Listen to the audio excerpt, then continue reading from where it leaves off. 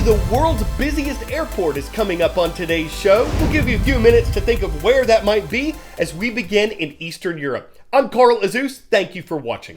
It appears that two different military forces are flexing their muscles. The Reuters news agency reports that hundreds of Russian troops have been staging war games in a Russian territory between Poland and Lithuania.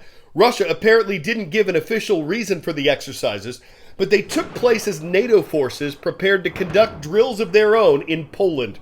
The United States is a member of and the largest contributor to NATO, the North Atlantic Treaty Organization. It's an alliance of North American and European countries. Ukraine is not a member of NATO, but the alliance has been supporting Ukraine since Russia invaded the country in late February. That support has come in the form of food supplies, medical supplies, and many different types of weapons to help Ukraine in its fight. But there's a limit to what NATO has been willing to do. It won't provide Ukraine with additional fighter jets, for instance, because Russia has said that would be an escalation that would directly involve other countries in the conflict. NATO doesn't want the war in Ukraine spreading outside that country's borders.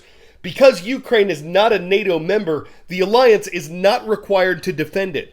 But if Russia were to attack a NATO country, it would be in a war with the whole alliance. That's why NATO's military drills are designed to serve as a warning to Russia.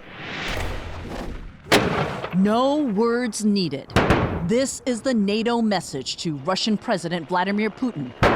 This is the first look at American troops firing weaponry on the ground in Poland since the war in Ukraine began. U.S. and Polish forces publicly showed off the might of the West in a bilateral live-fire training exercise. One by one, Polish tanks lined up heavy artillery. And paratroopers dangled from helicopters, landing on a battleground that is designed to prepare for a war just a short drive away. The 82nd Airborne Infantry Brigade combat team, based at Fort Bragg, has been drilling with American Black Hawks here in Poland for weeks, deployed in mid-February before Russia invaded Ukraine. What we understand is that there are two platoons here, about 60 American troops taking part in this live fire act. It's a show of force. We're about just 2 hours away from the Ukrainian border. The Americans trying to show that they are indeed working with the Polish troops. This is just a small snapshot of the greater U.S. force here. A U.S. official says approximately 11,000 U.S. troops are deployed in this NATO country. They're a visible sign of a larger military ramp-up near Ukraine. A senior U.S. official tells CNN about 8 to 10 aircraft a day land at airfields near Ukraine, with weapons and security assistance material that is moved into the war-torn country by truck convoy. This bilateral drill ends with a photo op for the cameras, the two countries side by side. What is the message you're sending to Russia? We are strong, we cooperate with our forces from the all NATO. We are ready for any action. We are ready to defend our country. 10-second trivia. Where would you find the world's oldest airport? Maryland, USA, North Carolina, USA, Paris, France, or Hamburg, Germany? Flights began at Maryland's College Park Airport in 1909 when Wilbur Wright trained 2 military pilots. And 550 miles southwest of College Park is where you'll find Hartsfield-Jackson Atlanta International Airport, which is once again the busiest airport on Earth, according to an airport trade association. We said once again because in 2020, China's Guangzhou Baiyun International Airport took the top spot away from Atlanta as the COVID pandemic set in. Guangzhou saw almost 43.8 million passengers in 2020. Atlanta saw just under 43 million. In 2021, whose numbers were just released by Airports Council International, Atlanta saw 75.7 million passengers, far more than any other airport. It was a big jump from 2020, but still 32% lower than travel was in 2019 before the pandemic. An executive with Airports Council International says restrictions like vaccine and quarantine requirements actually did more harm than good to air transportation and tourism. Worldwide, air travel last year was more than 50% lower than it was before COVID. This is Delta 150. I've got some footage already. 111 contact departure after flight. When you push back off the gate, you're going to be talking to an air traffic controller from the minute you start taxiing to the runway till you get to your final destination. We have 5 parallel runways, and I was working departures off of runway 28. There's 111 contact departure after flight. I'm talking directly to the pilot in the cockpit, and I'm issuing lineup and wait procedures, which means he'll line up on the runway, and I'm issuing takeoff clearances. 382 contact departure. We run 2,700 airplanes a day. Volume breeds complexity here in Atlanta. There's so many aircraft calling for taxi instructions, so many aircraft returning from the landing runways trying to get to the gates. You're asking an air traffic controller what their beverage of choice is, it's probably coffee. You got to stay alert and you got to be focused at all times. Because of the volume that we have here, we run probably about 5 or 6 emergencies a shift. And when these aircraft come into the airspace, we get them into the airport as quickly as possible. You probably wouldn't even notice it. It's just another day at work, and the guys, they're professionals. We just keep moving though. But we all don't work in air traffic control towers.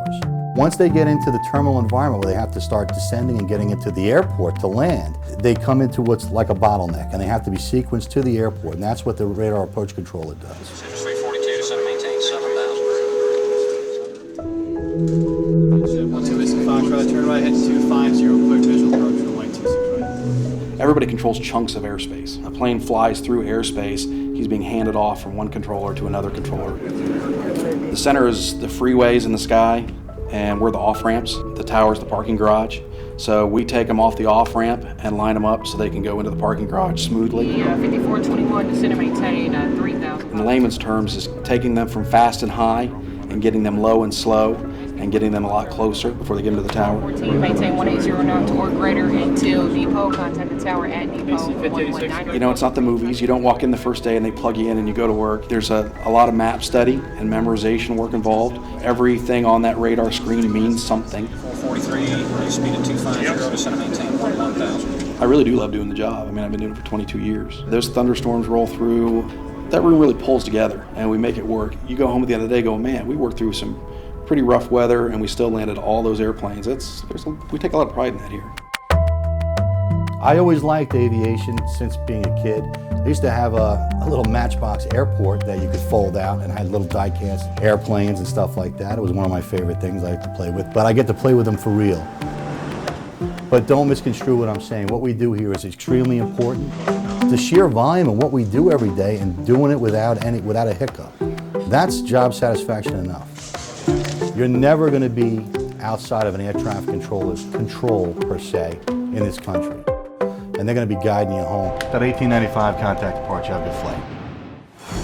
If you want to know what we're planning to cover on each day's show, but you don't have 10 minutes to watch, you can get a summary of our planned topics with our free newsletter. It's sent out the night before each show's air date, and all you got to do to get it is tell us what email address to send it to. Please click sign up for daily emails at cnn10.com.